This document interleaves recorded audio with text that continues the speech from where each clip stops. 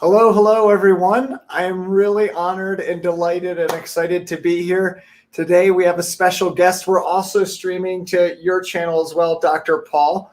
I wanted to introduce to my community Dr. Paul. He's a positive psychologist, a speaker, and author of the book Pathological Positivity, which has sold over 15,000 copies within the first year of its launch. I'm really excited for you to be here and for us to get into this conversation. Thanks for taking the time to be here. I am thrilled to be here. Thank you, Jared. You're making the magic happen, dude. Yeah, hey, right back at you.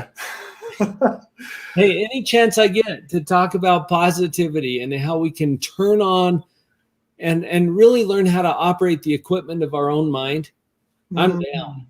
I want to do that. So let's bring it. Awesome. Well, I first just wanted to start off and really ask for my community how you got into this journey, because you're clearly really passionate about it. I can see the energy, feel the energy. And I know that you worked in a center for about 10 years, and then it looks like you started working for yourself after you worked under your mentor. Can you share with my community more of just your own story and path and how you got on this journey? Oh, yeah, absolutely. And thank you for asking that question, because there's always a journey. Yeah. Have you noticed this? We all have a journey, and whatever our journey is perfect for us. Believe it or not, Jared, I started out as a chemical engineering major in college. Yeah. Well, now you're just chemically engineering people's minds. Well, there you go. There's always a connection somewhere.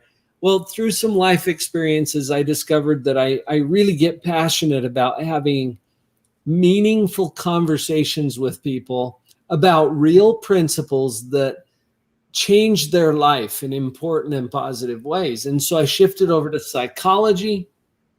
And even that has been a journey. I got my degree in clinical psychology. I got my PhD back in 1995. Opened up a practice, a general psychotherapy practice, focusing on children and adolescents and families. So I worked with a lot of parents in that context. And I did that for about 13 years. Also got into some yuck work. And by that, I mean... What's yuck work? Child custody evaluations for the... Okay, if you can imagine, bitter, angry, divorcing parents who can't figure out how to share their kids. And the court sends me in, like, Doc, you go figure this out. Right. I'm sure there's a lot of triangulation happening there. I got stories. We could probably shoot an hour or more just on Right. But, I learned from that experience a lot of principles that now I can apply in the context of assisting families who are in that situation or helping families to avoid that situation. What I've learned from my experience is that principles determine all of life's outcomes. And I know that's a bold statement, but I really believe that's true. And I have to give you, because we're being authentic here, we're being raw today. I got beat up too. You know how life beats you up sometimes. I don't know if it's weird that way or if this happens to people, I found myself, it was back when I had the general psychotherapy practice. Busy. I was booked out for 5 months. Wow. Couldn't even get an appointment with me. I had a waiting list. 5 months. And I had negative cash flow for 2 quarters in a row. And Jared, I'm not sure how good you are at math, but you can't sustain that. No, definitely not. You can take out loans and go into bankruptcy eventually, but... Which is what happened to me. And I ended up in that position. I had never planned on it. Nobody says, oh, sign me up for that, Right. But, looking back on it, I can see that was an important part of my journey. because I really had to test the principles that I was already teaching my clients. But does this apply to me too? Right. Right. See, I'd gotten into kind of a destructive pride cycle where I believed at some level I was a special case. Yeah. I think we're all guilty of that, you know? I mean, I know I certainly am in my own journey. Well, it might be universal. In my book, I call this the special case syndrome because I think, we can see how principles apply to people around us. Mm-hmm. And that all makes perfect sense. But somehow, I'm a special case. Somehow my circumstances are extraordinary.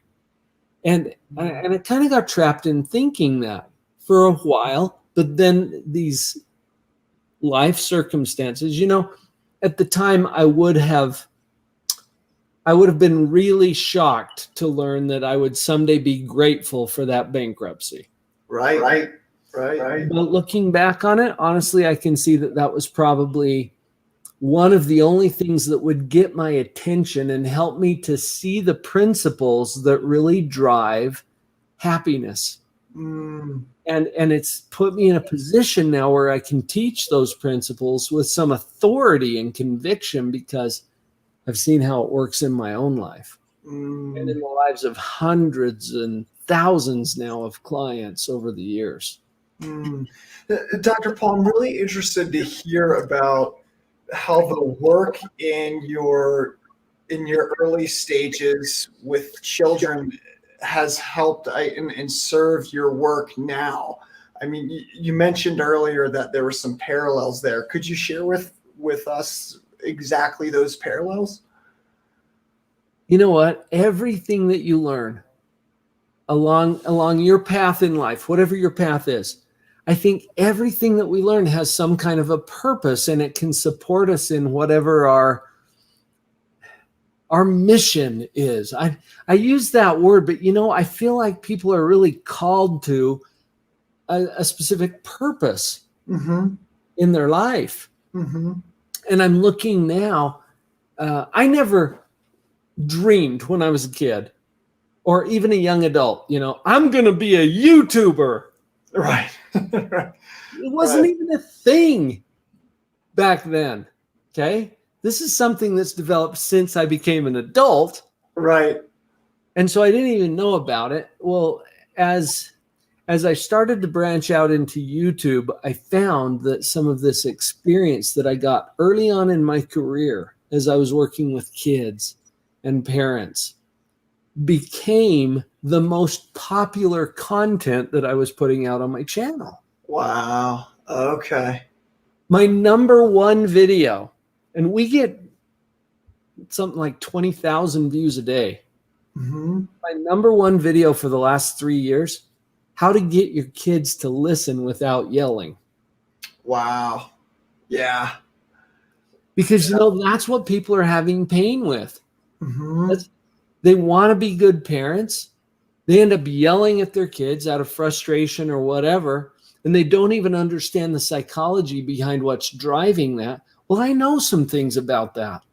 I can help people avoid that kind of pain. And so, I realized at some point, Jared, that it's not about me. Yeah. It's about my audience. It's about what they're looking for. It's about how I can help them to solve the problems that are going on in their life. And the beautiful compensation for that, this is one of life's beautiful compensations. The more you help other people to solve their problems, the better your life gets. Absolutely. Yeah. I love that. Yeah. There's a direct correlation between your level of service and your level of well-being. I always tell people, if you're down, do something to get you back up. It's one of the best things that you can do, and just help individuals. It's really that simple. I mean, that's the heart of any business, is serving people.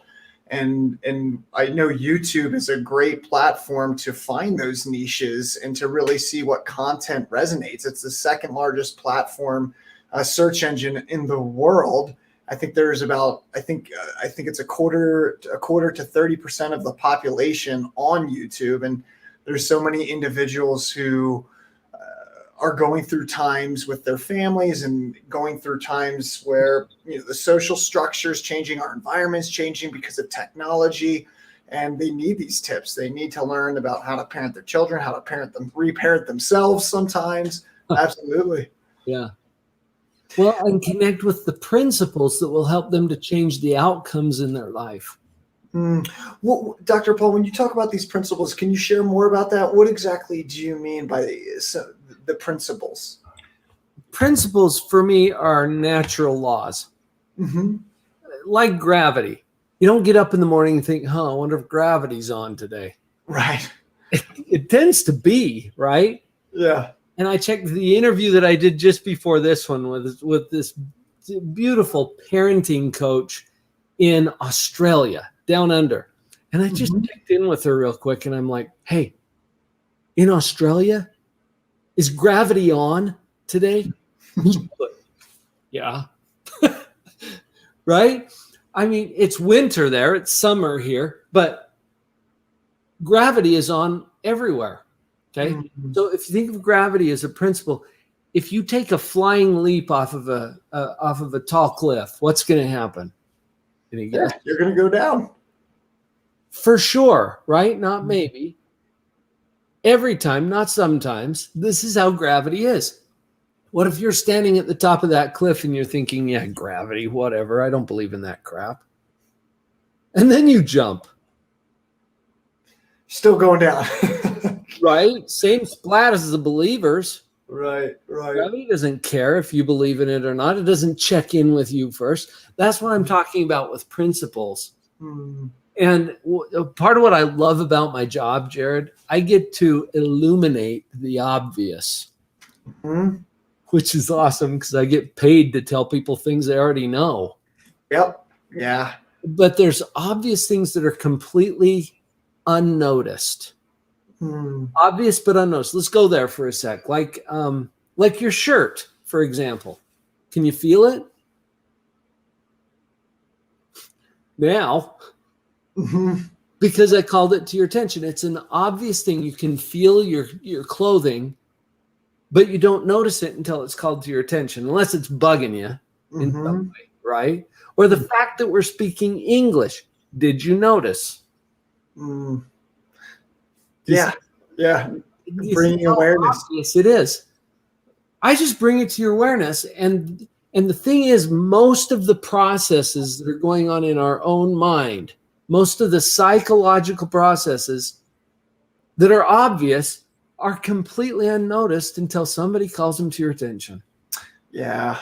You know, I love this conversation about awareness because I think really that's the crux of all improvement is being aware of something. And I think we get caught up in the modern world, you know, you could call it the rat race, you can call it whatever, but just you get caught up in technology and there's a lot to do. And I think sometimes those our awarenesses shift. We might be focusing on our work and sometimes relationships start to go. Like I part of my practice is executive coaching, and literally the crux of executive coaching is balancing relationship and task. How do you balance the relationships in your business and relationship to self, but also all the tasks that you have to get done for the day, which is really a cornerstone of any business. And I've found that when we're trying to balance those two, we can get focused on one and then forget about the relationship. But learning to have awareness of everything, I mean, that's really, I think,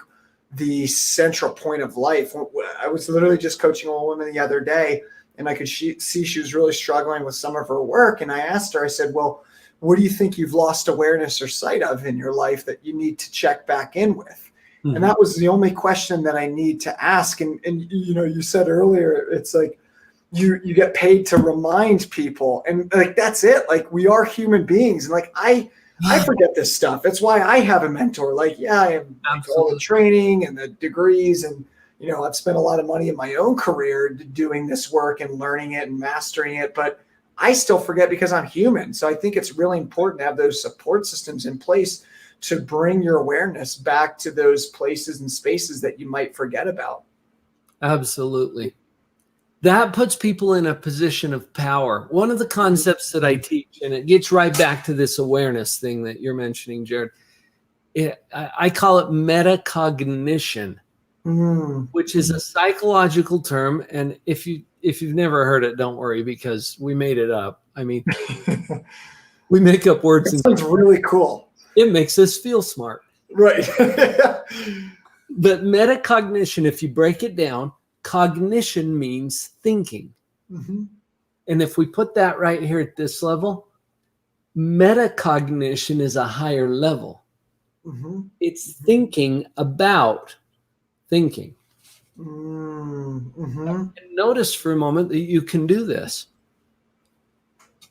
You got to be careful with it. It'll drive you nuts. Yeah, absolutely. It sounds like paradigm breaking ultimately. Like I whenever I'm working with a client, the first thing I always ask myself is like, what is their thought created world or paradigm that they're living or working within? And what does it look like to expand their awareness past that mental paradigm or box that they're living within, so they can see something from a completely different perspective or view? Like you were saying, that awareness and that presence is power. And I think sometimes we can get caught up in these corners or recesses. I don't know if that's a word. Is there a plural to restless of the mind? You can get caught up in a corner. I'll use corner. That sounds better. Hey, like I said, we can make up words. Cool.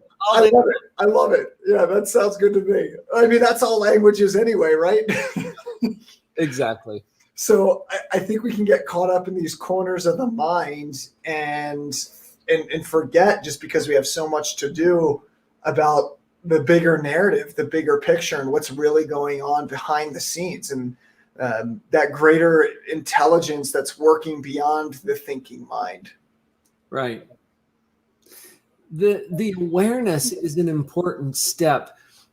You know, I'm noticing, like, in your business, transformational coaching. Mm-hmm. I've long believed, Jared, that there are at least two levels of learning, probably more than two, but it's really useful to look at these two where there's breakthrough. Okay? And breakthrough is that aha moment. It's when the lights go on and it's like, and you connect to a principle. Okay, we already talked about principle. It's a natural law. You connect with that and you see the truth of it and you're like, yes. And then there's transformation, which typically occurs over a process and a period of time. It's not just a flash or a moment. It's a reprogramming of the paradigms, like you were saying. And start with that for a minute, because we're all programmed, even at the level of language. Think about that. You and I are having this conversation in English. I pointed that out earlier, and there it is again. We'd already forgotten that we're speaking English, even though it's so obvious. We're programmed, and the people who programmed me didn't give me a choice. Right. Yeah, they just gave you the language. I always, whenever I coach with individuals, the first thing I always ask them is I say, what did you inherit? What do you want to keep? And what do you want to let go of? Because we do. We inherit our language. We inherit our thinking. We inherit our culture, our genetics. All of these things are given to us. And I think one of the most powerful things that we can do, just working in any transformational space, at least what I think, is that we can drop people into that space beyond what they've inherited, beyond their language, beyond their culture, and give them, you're talking about these insightful moments. I love that. Like the connection between insight and transformation is so cool to me, because I agree. I think transformation happens over time, but I think little insights where we go beyond our own thinking, go into that meta space that you're referring to. Yeah. I think those little insights are really those key components that bring about the long-term transformation. like I know for me along my own journey and my own work, like when I see it within myself and with my own mentors, and when I see it with the people that I've worked with, I'll see those like aha moments that I think people like you and I live for. Like I get juiced and jazzed by it when I see a person coming up on an insight, and you're like waiting for them to see it.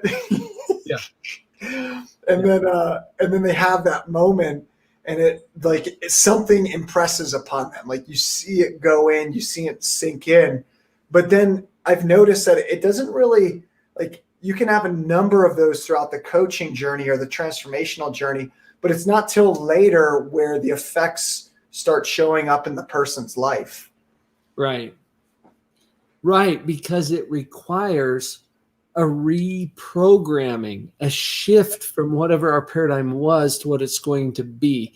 The insights are essential, but not sufficient. And it's because of what you just said. Like when you're asking a client, what is it that you inherited? What is it that you want to keep? What do you want to give up? So what if I tell you, okay, Jared, I really want to give up the whole English speaking thing. And you're like, okay, you have an alternative? Right. Well, I happen to be fluent in Finnish. Oh, wow. The language they speak in Finland. I know. How random is that? And it's not truly random because I made a choice to program myself in Finnish. Now, English is still the default. And I shared with you that the people who programmed me in English, my parents, didn't even give me a choice. I'm grateful to them. English has been a really great language for me, and I continue to use it on a regular basis. Yeah. But when I lived in Finland for 2 years, it served me well to learn Finnish. And so I made a choice. And then you can see that speaking Finnish is a choice, right? And it's a skill set. So it takes some transformational learning. This is where we get to practice. And repeatedly begin to program our brain. English or language is a good example, Jared, because these same people who programmed me to speak English programmed me about my perceptions of the world and relationships and who I am as a person and the subtleties of social interaction. All of these things are programmed. And then we go back to our default, our programming. Well, we can change that. It requires first a choice, which is supported by insight or breakthrough. And then we get to implement some kind of a process to reprogram our paradigms. Dr. Paul, this is great. So what you're saying is then the insights that we get, that's like the start up of the transformation process. And then what allows the transformation to complete is just putting it into practice and actually living by those key principles, because it has to stick. If we don't practice it, we'll go back to our default. Right. Wow. Yeah. I love this, because I think that's like something that I've seen in my world is some individuals, they'll come to me and they'll be like, I'm trying to work on this part. I'm trying to heal this aspect of my life. And then they'll start doing those things, but then they'll stop and they won't get into a habit of it. And it's not like you can just heal something within you. It's you got to show up each and every single day, each and every moment. And as you show up more and more, it just becomes a part of who we really are. I mean, one of the reasons why, it's on this side. One of the reasons why I say action is transformation is because when we take that action, it just we are what we do, really. And so it just becomes habitual, and then we create our world from that space. In psychology, we refer to something called neural pathways. When you say action is transformation, it requires some kind of repeated action to program new neural pathways into our brain. Now, I make a distinction between the brain and the mind. They're not the same thing. Your brain is an organ in your head, and it operates according to neurophysiological principles, one of which includes neural pathways. Anything that you do repeatedly gets programmed into those neural pathways. You can think of them as shortcuts or cruise control, autopilot. Walking, for example. The room that you're in right now, you walked into, right? How did you do that? Do you realize how complex the act of walking is? It requires an immense coordination of different muscles, muscle groups, the neurology, the firing of those nerves. It's extremely complex. Just watch a toddler, you'll get it. It's not an easy task, but you did it without thinking. Because of those neural pathways that we're talking about. Right. What would you suggest to a person to keep them on that path of living by the principles and sticking to it? Thank you for asking that question. Yeah. Because, sometimes, I don't know why we think this. Jared, maybe it's our neural pathways, but sometimes we think, oh, it should just be easy. Right. Well, it's simple, okay? Simple and easy are not the same thing. Right. Learning another language, simple. You learn the vocabulary, you learn the sentence structures, you learn the conversational skills, simple. Not easy. Right. It's going to require some practice.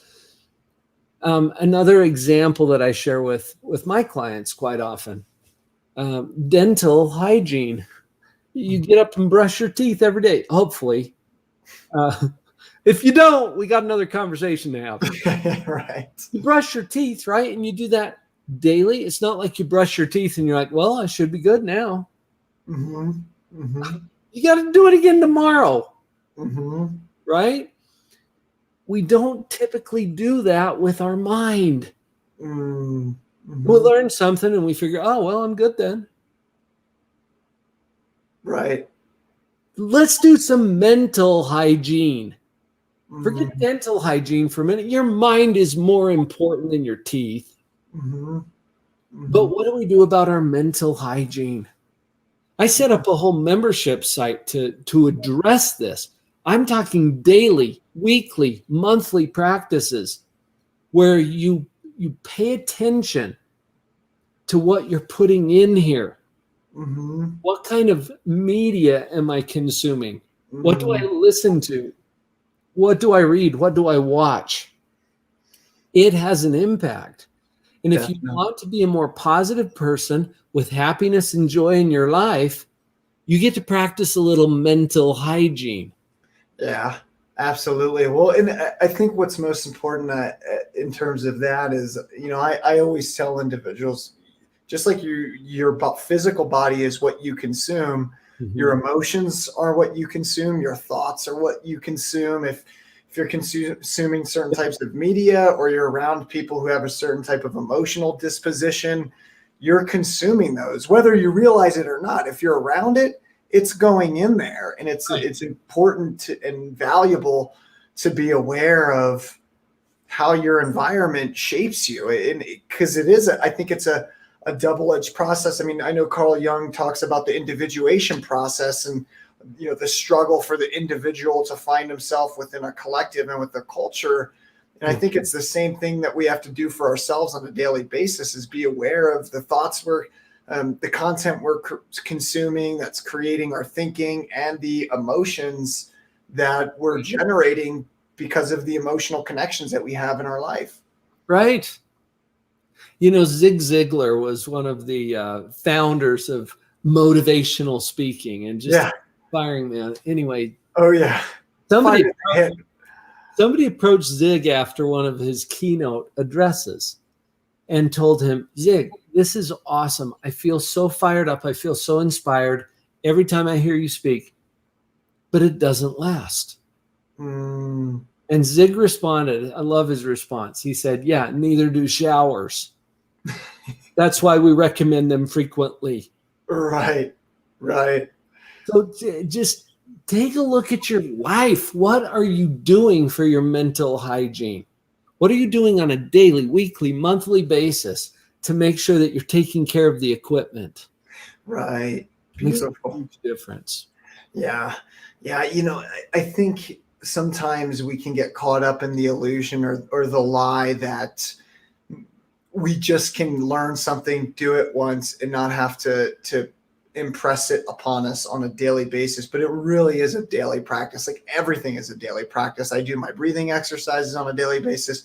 I eat pretty good food on a daily basis. I mean, every now and then I'll enjoy some really nice chocolate, but for the most part, I eat a lot of fruit smoothies, and I think once you just get a hook for feeling good, I've noticed that it becomes easier. Like once you get the reward from living healthily, from having good connections, good relationships, from connecting with the right types of individuals, you almost can't go back because, right. I mean, you can, but it gets pretty. I found in my own journey and the journey of my clients that once they get to a certain tipping point, it's hard to go back to that old way of living just because it doesn't make you feel good anymore.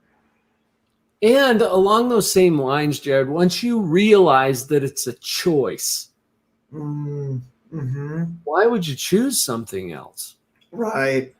Right. And that's kind of a paradox. One of my clients, I taught him about the positivity model that is the core of my coaching.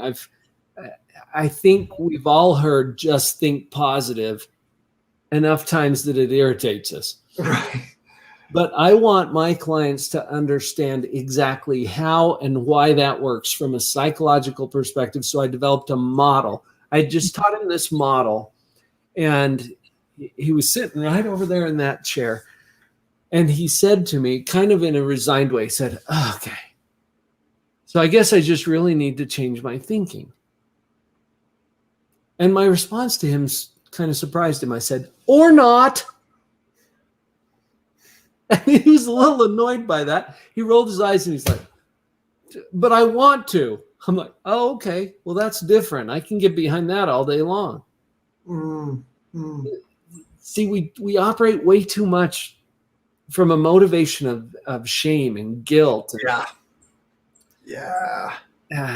I think if we can abandon that and just get clear about, look, we got a choice. There are options here. Yeah. And the way Tim Hansel put this was nice too. He said, pain is inevitable. Misery is optional. Yeah. Yep. Yeah. That totally rocks. Yeah. I love that because I see that all the time where, and I used to have this come up, and it might still come up every now and then.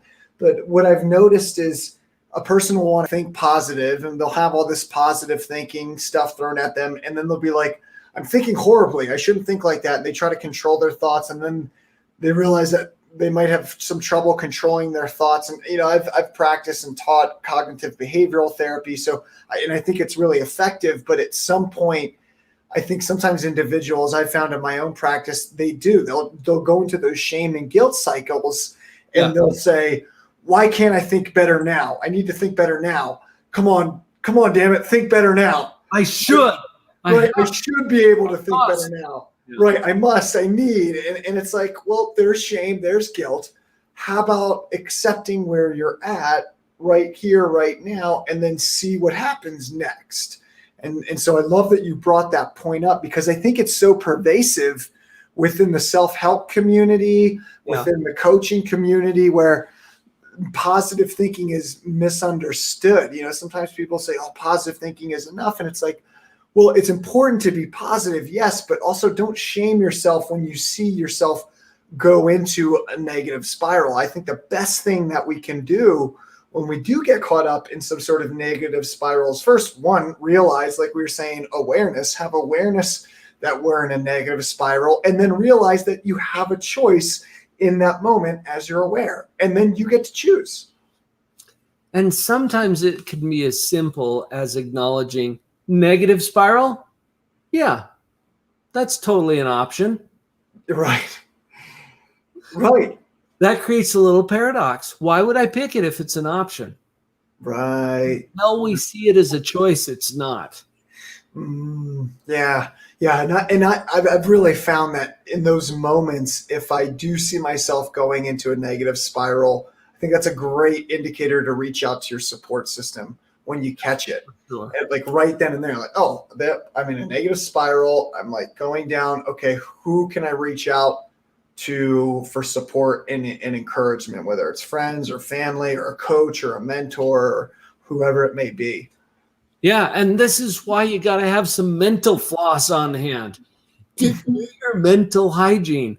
If you've got something you're doing on a regular daily basis to take care of the equipment of your own mind, then you're going to have resources that you can turn to in the times when it gets tough, because I guarantee it's going to get tough. Right. Absolutely. Dr. Paul, I want to ask maybe one or two more questions, and then are you okay if we go to the audience and take some questions out from people?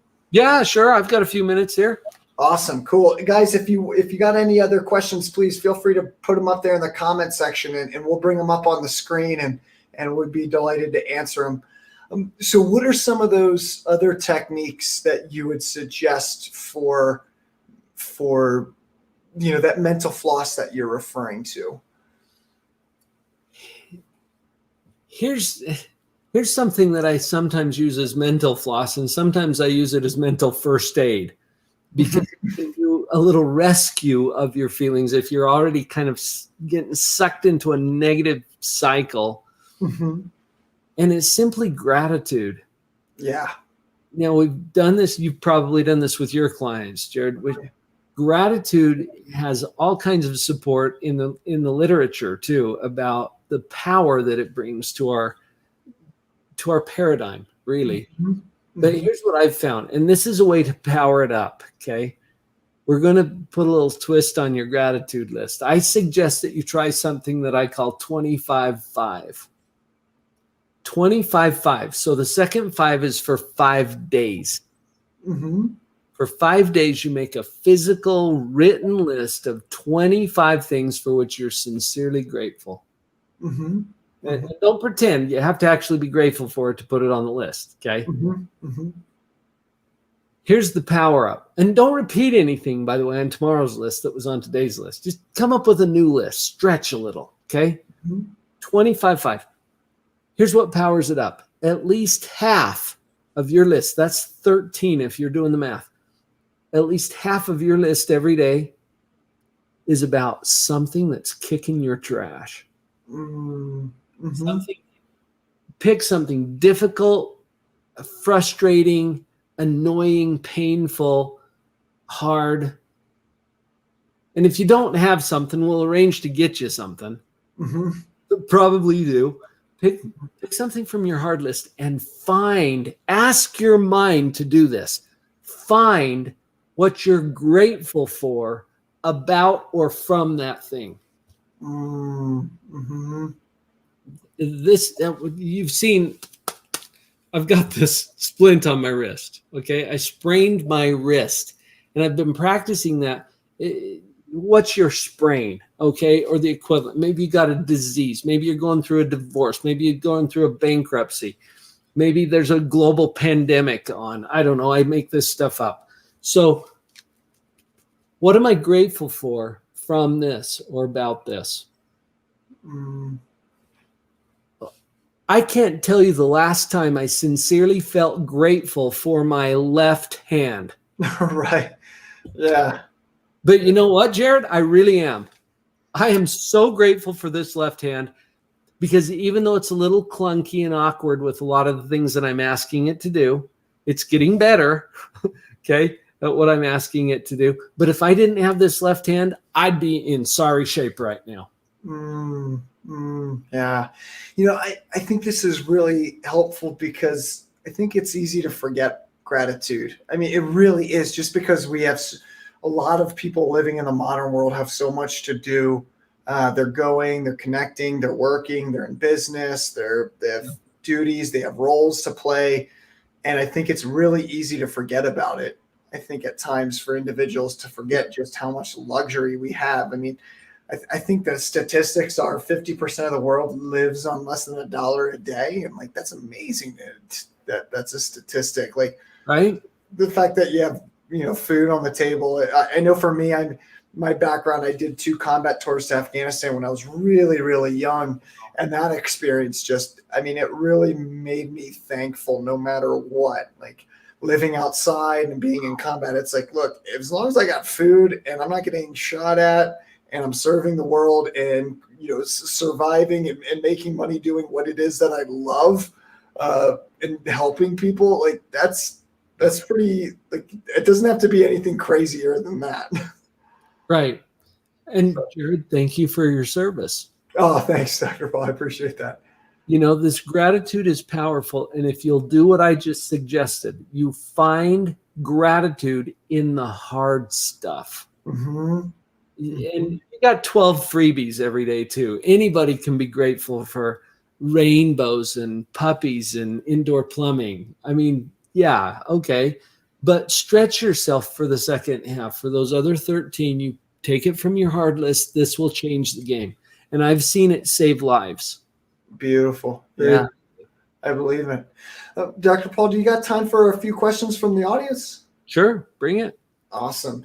So I'm going to go to Monica Stone's question here. She says, any words of advice for helping our children work through their feelings during the school day at home while they are away from their friends and feeling the effects of this COVID craziness? That's a great question.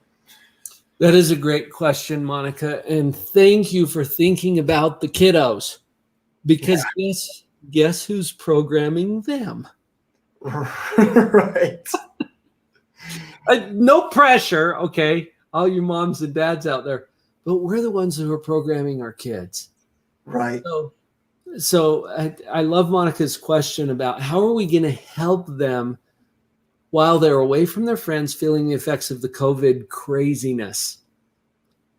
Here's where I want to start with that. It is what it is. Okay? Mm-hmm.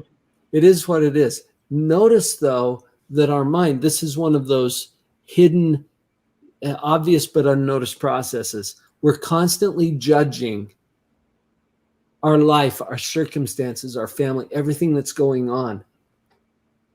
And this COVID craziness only feels crazy to us compared to what we're used to. Mm-hmm. Mm-hmm. Okay, now I'm not here to tell you how to think. I just want you to see that you are thinking and that thinking has an impact. Well, our kids do the same thing. Mm-hmm. Mm-hmm. If this were to continue for years, there would be a generation of kids that feels like this is normal. Mm-hmm. Mm-hmm. Right? It doesn't feel normal to us because we're used to something else. So in helping our kids, I think we first help them tune into what's going on in their own mind. Mm-hmm. This whole pandemic is simply what it is. There's upsides and downsides to everything. Mm-hmm. Kids understand this real quick. And so you can even play games with your kids and say, hey, kids, let's come up with 5 upsides to the COVID-19 pandemic. Yeah. And they're like, huh? Oh, it's a game. Yeah, make it a game and see what you can come up with, because there are upsides. The time that we get to spend together as families at home has been unprecedented. Right. Right. What we've experienced in 2020, we haven't done since the Great Depression. Right. Yeah. And how cool and awesome is that? I had a little 6-year-old. Her mom is a pediatrician in Slovenia who did a podcast interview with me. And her little 6-year-old said, Mommy, I love virus. And her mom's a pediatrician. And she's like, what are you talking about, honey? And she said, I get mommy home so much more because of virus. Wow. Yeah. This is a 6-year-old, right?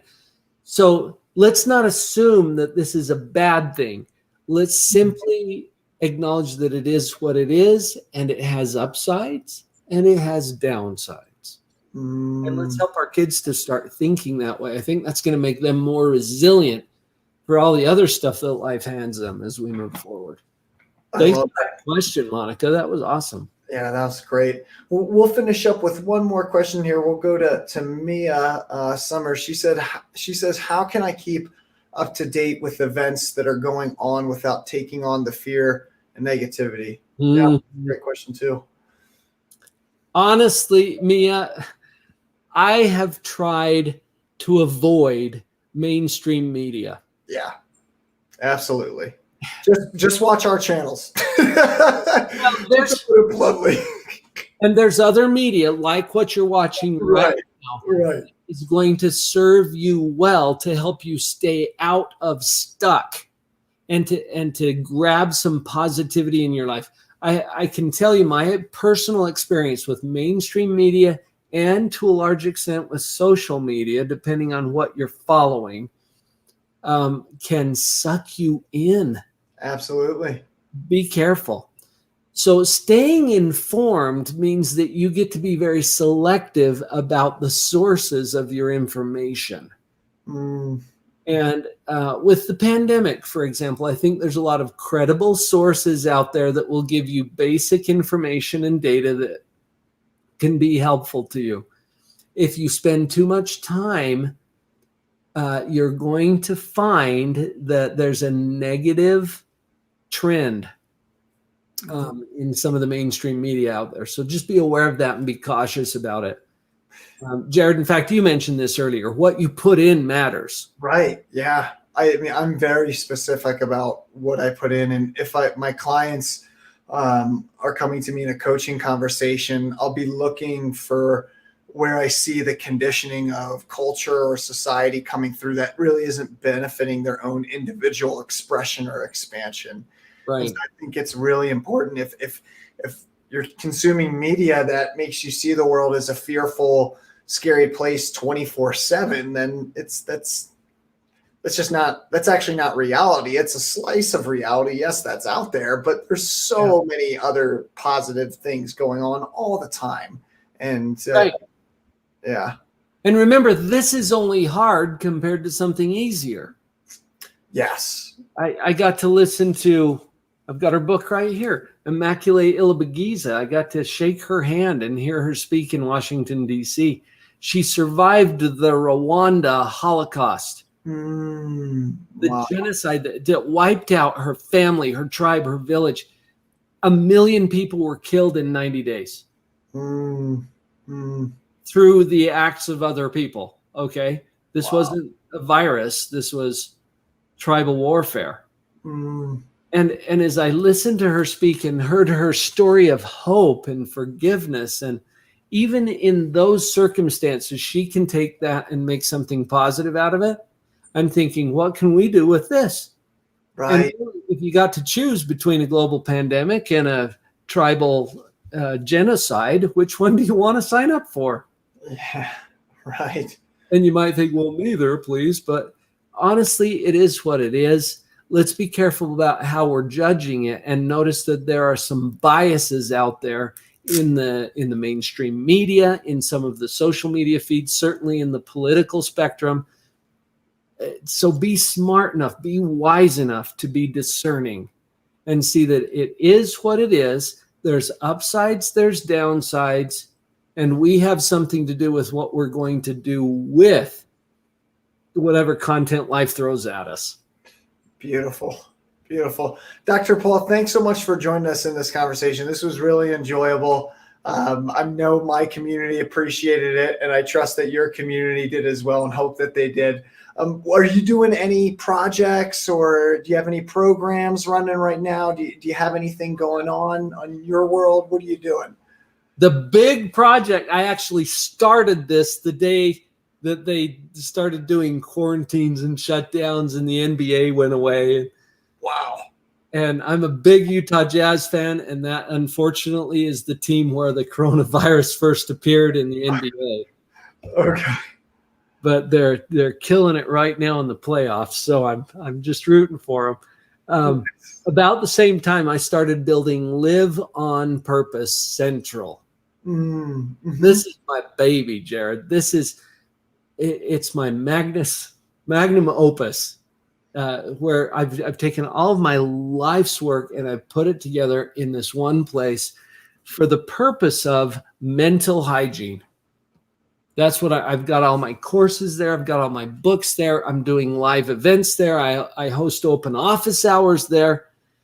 Beautiful. I'm doing everything I can to create a community where we can live on purpose and spread these messages of positivity. It's called Live on Purpose Central. There's a .com for that, so you can just go over and check it out. Come see what we're doing.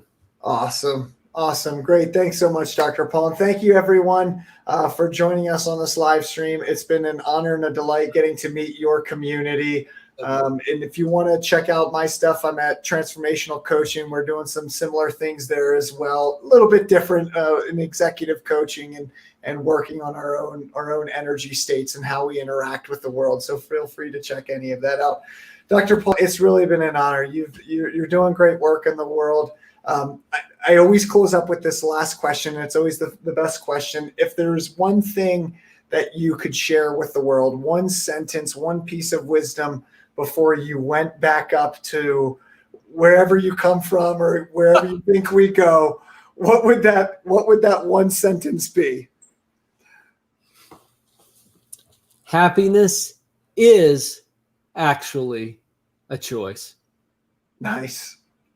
Beautiful. There you guys have it. Dr. Paul, thank you so much. It's been an honor. Awesome. Thank you, Jared. Thank you so much for joining, everyone. We'll see you next time. Thank you. Bye.